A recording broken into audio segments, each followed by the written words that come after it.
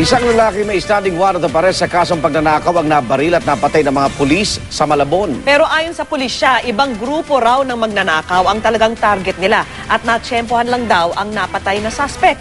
Saksi si Lala Roque. Dinatnan pa ng aming news team na nakabulagta ang duguan at wala ng buhay na katawan ng lalaking ito na kinilalang si Jory Baldomar. Sa kanto ng Teachers Village at Pampano Street sa Malabon daw siya inabutan ng mga operatiba.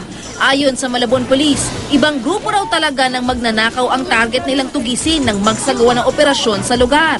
Pero nataong naroon si Baldomar na may warrant umano para sa kasong pagnanakaw kaya itinimbre raw ng isang concerned citizen. Dito sa tahanan ng pamilya Ubanan ay nakikipagkwentuhan daw si Jory nang biglang dumating ang mga pulis. Agad naman tumakbo si Jory dito sa makitid na daan patungo sa kusina at saka daw nagtangkang tumakas patungo naman doon sa bubungan.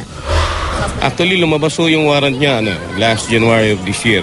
Dalawa yung na-recover. If you can see, meron pang pen gun nasa loob. And then another 38 caliber na revolver.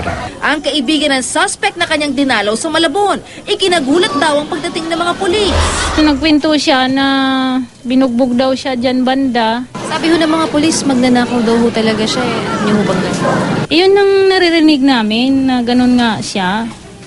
Pero dito sa pamilya namin wala naman siyang pinapakitang ano.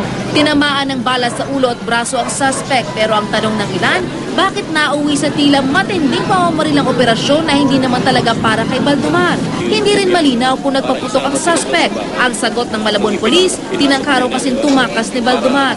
Hindi naman maiwasang matakot ng ilang residente sa lugar ng magkahabulan, lalo na sa bahay na ito kung saan daw tumalo ng suspect.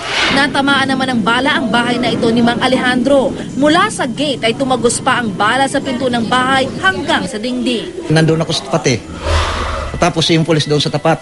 Yung inuhuli nila, tumatakbo pa ganun. Ay pagtapat binaril, hindi tinamaan.